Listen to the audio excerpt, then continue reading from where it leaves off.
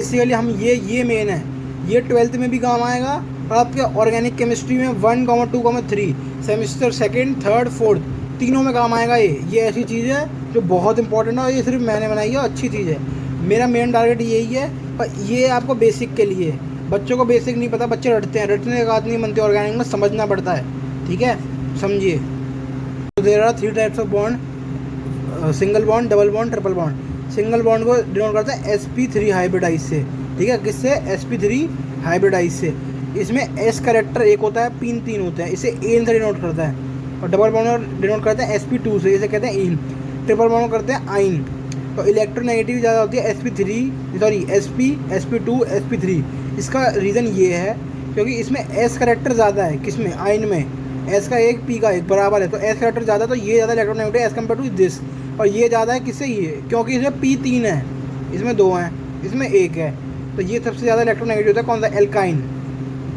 और alkyl halide क्या होता है? जब अल्फ़ा कार्बन जिससे आपका हाइड्रोजन ग्रुप जुड़ा होता है, तो अल्फ़ा कार्बन मतलब वो sp3 हाइब्रिडाइज होता है और बीटा sp होता है, ठीक है। मैंने आपको बताया s करेक्टर जितना ज़्यादा होगा उतना मोर इलेक्ट्रोनेगेटिव होगा।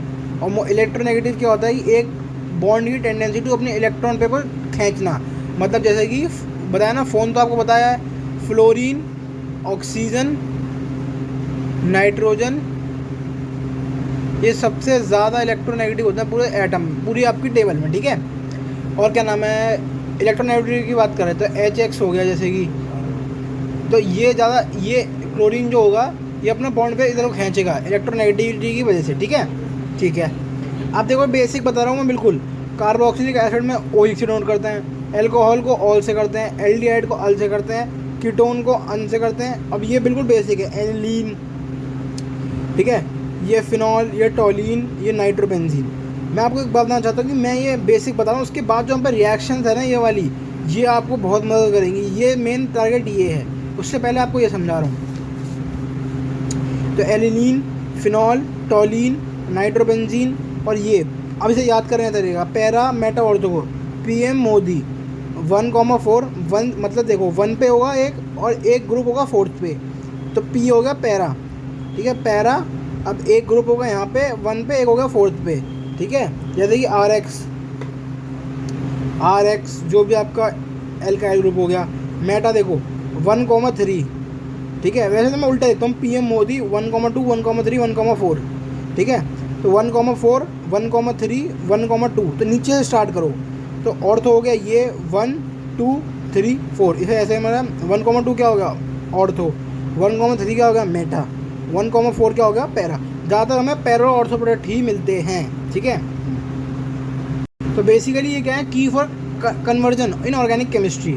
जैसे कि आप देख सकते हो, जैसे आपको पता है ये ऑक्सीडेशन कराना हो तो बेसिकली इसे पढ़ना कैसे है, ये आपको PDF में मिल जाएगी। पहले होता है रिएजेंट, ये रिएजेंट है, इससे ग्रुप आउट कौन सा हुआ, कौन सा ग्रुप बाहर निकला, कौन सा ग्रुप अंदर आया रिएक्शन के अंदर।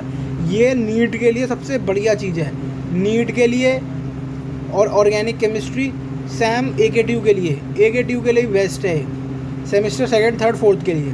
तो देखिए ये आपके GPAT के लिए भी बहुत काम आएगी। बेसिकली जैसे ये रिएजेंट है KMnO4, तो हमारी रिएक्शन के अंदर CH एल्कोहल था, तो ये बाहर निकलेगा और कार्बोक्सिलिक एसिड आएगा। ये स्ट्रॉन्ग ऑक्सीडेंट है, इसने एल्कोहल को क्या दिया? कीटोन देगा। अब सबसे ज़्यादा स्ट्रॉन्ग होता है LiLH4, सबसे ज़्यादा स्ट्रॉन्ग रिएक्टेंट होता है। कार्बोक्सिलिक एसिड को क्या किस में कर देता है? सॉरी, स्ट्रॉन्ग रिडक्टेंट होता है, ठीक है। ये कार्बोक्सिलिक एसिड को किस में कर देता है कन्वर्ट? एल्कोहल में। पर कॉपर 573 हीट की प्रेजेंस में नहीं, 573 एग्जैक्ट याद रखना पड़ेगा आपको।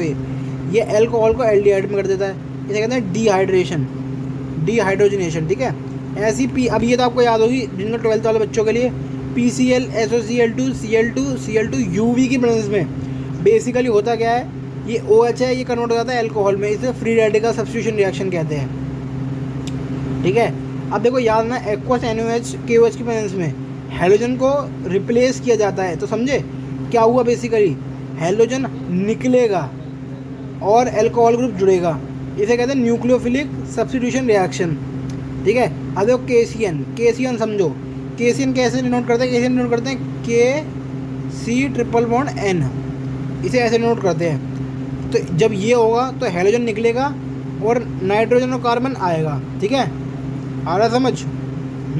बस ध्यान से सुनते रहो, आएगा समझ और कोशिश करो। और इसके पहले नोट्स निकलवा लेना, ये जब तक समझ नहीं आए जब तक लिखोगे नहीं एक कागज़ पे। तो अब mg ड्राइव इधर, तो आप तो जानते हो ग्रिग्नार्ड रिएजेंट है। ये रिएक्शन आपको सेमेस्टर थर्ड में बहुत काम आएगी। RX से RMGX निकल जाता है। तो हम आ गए थे, हमने ग्रिग्नार्ड रिएक्शन कर ली। हम देखें मार्कोनी क्या करता है, HBr है, ठीक है, HBr। और वही कि गरीब को गरीब, अमीर को अमीर, मतलब H उसको ज़्यादा देगा जो ज़्यादा गरीब है H के टर्म्स में, जिस पे H कम होगा उसे H ज़्यादा मिलेगा। अब ये सारी ये जो रोजनमुंड है, क्लीमेंसन है, ये नेम एंड रिएक्शन है और ये बहुत इंपॉर्टेंट है जी पैड के लिए भी, AKTU के लिए भी आपको आनी चाहिए। देखो रोजनमुंड क्या है, जो H2 पेडिलियम BSO4 होता है ना, तो ये COCl को एल्डिहाइड में कन्वर्ट कर देता है। ऐसे जब जिंक Hg, इसे कहते हैं जिंक, इसे कहते हैं mercury, zinc amalgam in presence of HCl, इसे कहते हैं। ये कीटोन को किसमें करता है, एल्केन में। बहुत इंपॉर्टेंट, कीटोन को बताओ, इतने बड़े ग्रुप को इसमें कर दिया, किसमें कर दिया, एल्काइल ग्रुप में, ठीक है। ये है क्लीमेंसन रिडक्शन। अब देखो ये है COH को NH का रिएक्ट CnH4 बनता है, जैसे कि आप जानते हो। इसको जब आप Br2 NOH को साथ ट्रीट करोगे तो इसे कहते हैं हॉफमैन और स्टेप डाउन रिएक्शन। क्यों? क्योंकि इसमें कार्बन कम हो गया, इसमें कार्बन कम आ गया। देखो ना यहाँ पे CONH2 निकल गया और NH2 निकल गया, तो ये CONH2 था, CO निकल गया, NH2 रह गया, तो स्टेप डाउन रिएक्शन हो गई, हॉफमैन ब्रोमाइड रिएक्शन कहते हैं इसे, ठीक है। ऐसी HNO2, ये NaNO2 HCl में क्या होता है, NH2 किसमें कन्वर्ट हो जाता है, OH में। अब इसे पढ़ते कैसे, HNO2 को हो नो, क्योंकि ये क्या टूटेगा, OH और NO, ठीक है। और CH-CL3 एल्कोहलिक KOH में ध्यान देंगे, किसमें, एल्कोहलिक KOH है, सिर्फ KOH नहीं है यहाँ, एल्कोहलिक KOH है, एल्कोहलिक KOH है। तो बेसिकली होता क्या है, इसमें जब NH2 होगा जहाँ, वो बाहर निकल जाएगा और NC रह जाएगा, कार्बन अमाइन रिएक्शन। और P2O5 जब हो गया अभी इसके बैलेंस में, P2O5 तो अभी देखो H3O साइनाइड, मतलब H3O जब प्लस हो या फिर H2H प्लस हो। अब साइनाइड किस में कन्वर्ट होगा, साइनाइड कन्वर्ट होगा किस में, COH में, कार्बोक्सिलाइड में। ये होगा हाइड्रोलिसिस पर कंप्लीट। क्यों, इसमें OH जुड़ा, देखो H3O प्लस है ना, तो H2 गया, NH ले गया, NH2 निकल गया, ठीक है। अब दो ऑक्सीजन जुड़े और एक OH रहा, तो ये होगा COH। अब जब ये पार्शल हो, जब ये OH वो हो, तो देखो क्या होगा, बेसिकली होगा कुछ यूँ, होगा कुछ यूँ, OH है तो साइनाइड होगा, तो अब ये CONH2 बनेगा, जो होता है पार्शियल हाइड्रोलिसिस, ठीक है। अब ये LiLH4 क्या करेगा, साइनाइड को कन्वर्ट करेगा NH2 के अंदर, इसे रिडक्शन कहते हैं। ये हमने ऊपर ही पढ़ा था LiLH4, ठीक है। और ये सबसे इम्पोर्टेंट है चैप्टर 12 में, red P4 in presence of Cl2 alpha hydrogen of acid convert into Cl, ये बाहर निकलेगा, अल्फा हाइड्रोजन होगा बाहर निकलेगा और Cl जुड़ेगा, इसे HVZ रिएक्शन कहते हैं। अब ठीक है, ये हो गया ऑर्गेनिक रिएक्शन की। अब सिर्फ बेंजीन रिंग के लिए, की फॉर बेंजीन रिंग, ये सबसे ज़्यादा इंपॉर्टेंट है सेमेस्टर थर्ड के लिए और CBSE और नीट के लिए तो है ही, ठीक है। देखो ये नेमिंग रिएक्शन है, हेलोजिनेशन, ये सब में होता है। देखो सेमेस्टर 3 AKTU वेरी इंपॉर्टेंट। देखो बस में क्या आपको समझ आ रहा है, ये वाली चीज़ें बाहर निकलेंगी, ये वाली चीज़ें अंदर मतलब अंदर जाएंगी, ये निकलेंगी बाहर, ये अंदर जाएंगी, ये ग्रुप आउट होगा, ये ग्रुप इन होगा, ठीक है। बेंजीन रिंग के अंदर जब Fe2X2 मतलब क्या, हेलोजन ब्रोमिनेशन, डार्क के में तो हाइड्रोजन बाहर निकलेगा और हेलोजन जुड़ेगा, जो भी ब्रोमीन या क्लोरीन है, इसे हेलोजिनेशन कहते हैं। अब देखो एल्काइलेशन और एसाइलेशन, एल्काइल ग्रुप मतलब होता है एल्काइल ग्रुप, CH3Cl मतलब एनहाइड्रस, एनहाइड्रस मतलब लिक्विड, एनहाइड्रस मतलब क्या, लिक्विड। AlCl के बैलेंस में अब H निकलेगा, CH3 ग्रुप जुड़ेगा, तो एल्काइल ग्रुप जुड़ा, ये ग्रुप अंदर जुड़ा, ये ग्रुप बाहर निकला, ठीक है। अब देखो CH3COCl है, अब इसमें H निकलेगा और CO acyl, C double bond O ketone, इसे एसाइल ग्रुप कहते हैं। अब कंसंट्रेटेड HNO3 के बैलेंस में कंसंट्रेटेड H2SO4 ये होता है नाइट्रेशन, हाइड्रोजन निकलेगा पर NO2 ग्रुप जुड़ेगा, और H2SO4 कंसनट्रेटिंग में H निकलेगा, SO3H जुड़ेगा, इसे कहते हैं सल्फोनेशन। ऑक्सीडेशन में KMnO4H+, अब R ग्रुप है, सीधा ऑक्सीडेशन हो, क्यों? क्योंकि ये बहुत बहुत बहुत ऑक्सीजन फेंकता है। अब माइल्ड ऑक्सीडेंट क्या है, देखो Cr2O2 Cl2 H+ में CH3COH, ये मतलब CH3 को किस में कन्वर्ट करा उसने, इसे कन्वर्ट करा किसके अंदर, एल्डिहाइड के अंदर। SnHCl इसे कहते हैं स्टीफन रिएक्शन या डाउस प्रोसेस। हाँ, FeCl NaOH में 623 केल्विन या 300 ATM। अब ये NO2 सॉरी अलग है, SnHCl FeCl इसे कहते हैं स्टीफन रिएक्शन, NO2 ग्रुप बाहर निकलता है और NH2 ग्रुप बन जाता है, अंदर लग जाता है, इसे रिडक्शन कहते हैं। अब डाउस प्रोसेस क्या है, NOH 623 केल्विन 300 उसमें ये ग्रुप निकलेगा, ये OH आएगा, क्लोरीन निकलेगा, और ये जिंक डस्ट में ये फिनॉल के लिए होता है, ये इंपॉर्टेंट रिएक्शन है बहुत। OH ग्रुप हटेगा, H आ जाएगा, ये इससे आप फिनॉल से बेंजीन बना सकते हो, फिनॉल हो गया, जिंक डस्ट चला, बेंजीन बन गया।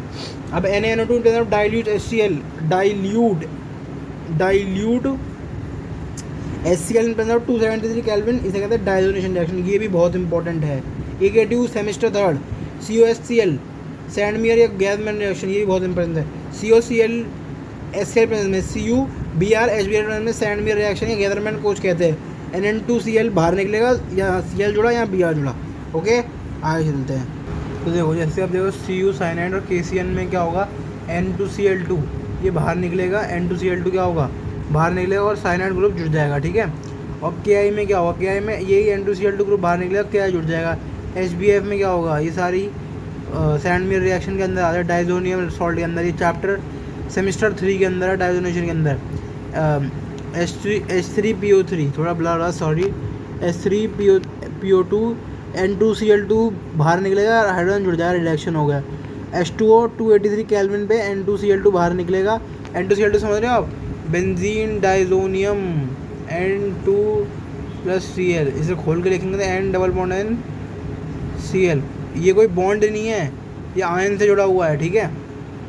बेसिकली ये सारे N2Cl2 ये निकलेंगे और ये ग्रुप जुड़ेंगे, इसे कपलिंग रिएक्शन कहते हैं। इसमें ऑरेंज डाई आती है, इसमें येलो डाई आती है, ये आप सेमेस्टर थर्ड में पढ़ोगे, बहुत इंपॉर्टेंट रिएक्शन है, ये आ जाती है, ठीक है।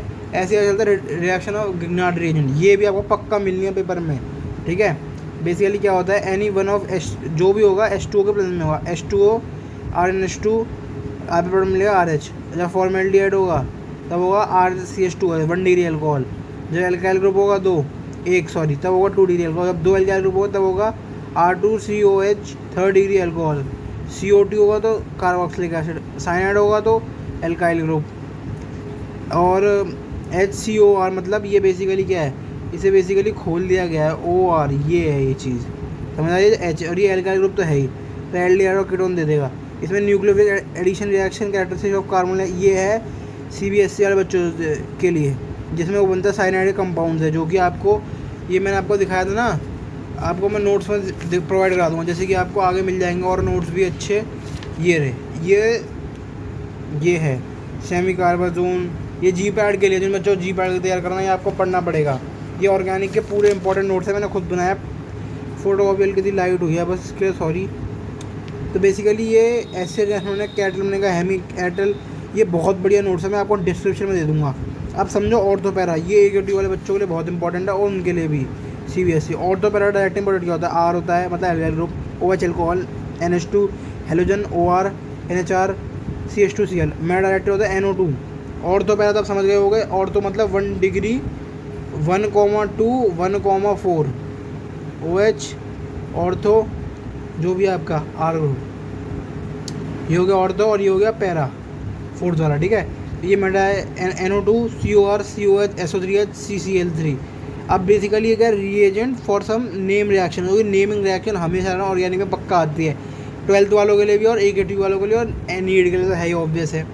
NOI इसे आइडोफॉर्म रिएक्शन कहते हैं। डाइल्यूट NaHO तो एल्डोल, क्रॉस एल्डोल, AKTU में पक्का सेमेस्टर थर्ड में आएगी, ये रिएक्शन बहुत इंपॉर्टेंट है।